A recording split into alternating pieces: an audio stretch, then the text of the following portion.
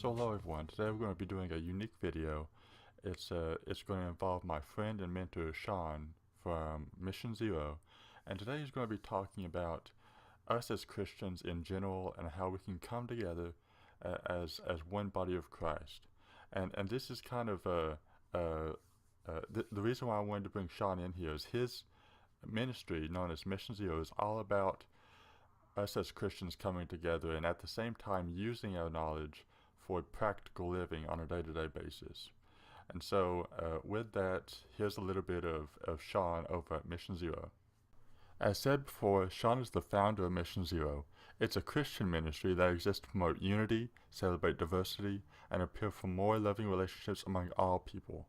It has over 2,500 likes on its Facebook page and releases videos every Monday, Tuesday, Wednesday, and Friday. So now that you know a little bit about Sean, let's go ahead and jump into the video. So without further ado, here is Sean from Mission Zero. Well, thank you, Caleb. So as Caleb mentioned, my name is Sean Gunther, and I run a channel called Mission Zero. Mission Zero is really aimed at bringing people closer together, kind of increasing the social cohesion of our nation and our world as a whole. Well, the topic for today, the thing to kind of dig into that I would like to discuss today is how do we bring the church closer together? So for the last 2,000 years plus, the church has been fractured and fractious, right? It started with the Christians and the Jews, and then that sort of splintered into the Greek Orthodox and the Roman Catholic. And then in the Reformation, you had the Protestants splitting off, and now the Protestant movement has split off into the Charismatics and the Legalists, and the number of denominations in the Christian faith are staggering. The divided nature is not right. When Christ referred to us as the body, and when Paul then expounded that there's different members of the body, that was never the intent that we should decide, well, we're the arm, and we're just going to be the arm, and that's all we're going to do is armly things. No, the purpose of being one body is that we are the body of Christ and we do the work of Christ. But when we spend so much time sort of separating into doctrine, you're not actually accomplishing that. We spend more time debating stupid theological points that mean nothing to nobody than we do actually being the hands and feet.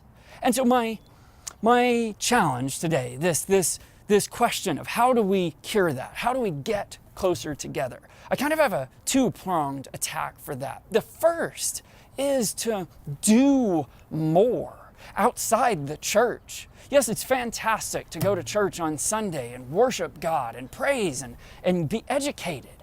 But the purpose of all of that education, the purpose of all that discipleship is to go help the world. And so the first piece here is more churches pick up on a Sunday. Don't do a message. Don't do a worship service. Don't do singing and dancing. Instead, meet and then go out and serve the community.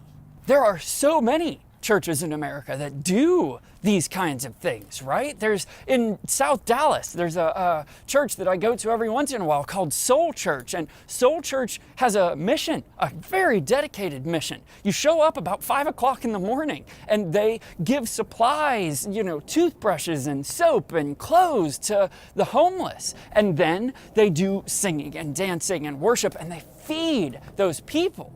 They're getting the word inside them. They're getting that teaching, but they're doing it in a way that they're serving at the same time.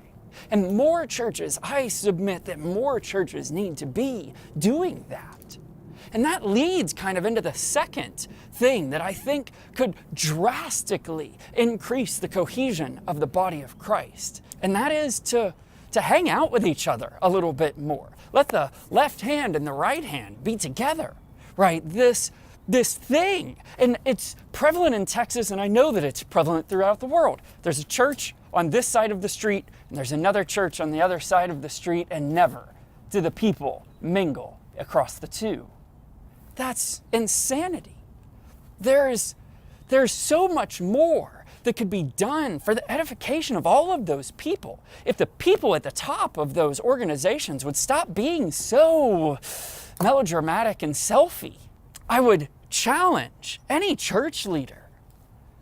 Go find the other church leaders in a 2-mile, 10-mile, 20-mile radius of your church and talk to them about having a combined service, a communal service, where maybe neither of you preaches a message, or maybe both of you sit on a panel and teach a message to the entire combined of those 2 congregations, or 3, or 5, or 20. Think if you did this on the regular, how much more bonded could you be to your congregants and your congregants to the community, and the body of Christ be whole again?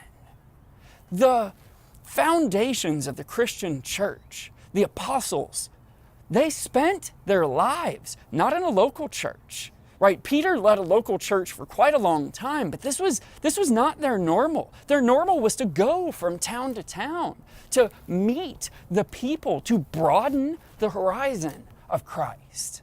And that is a thing that we lack when we just go to one building every week and we hear the same person teach messages over and over and over, and we hang out with the same people. It's broken. It's a broken system. I'm not saying that it's bad to have those local churches. Quite to the contrary.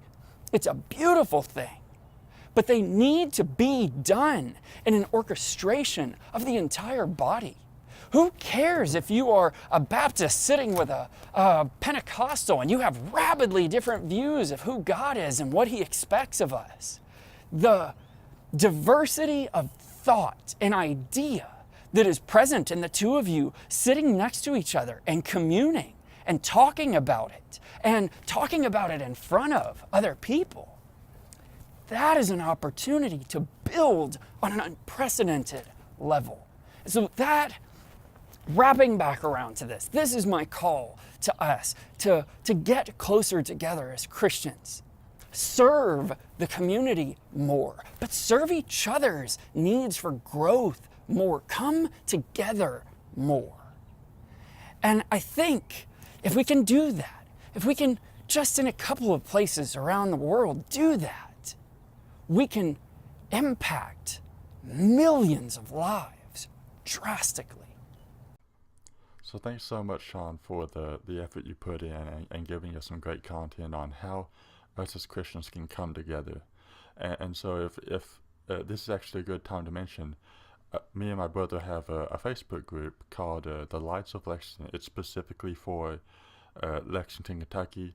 And if you're a pastoral preacher, feel free to go over there and join us in our discussion of how we can find community-based solutions. And so thanks again to Sean, my fellow mentor and friend. And if you have any comments or questions, feel free to send him a message. He has a Facebook page called Mission 0. I encourage you to go over there and follow his content. And with that, thank you all, and I'll see you in the next video. God bless you.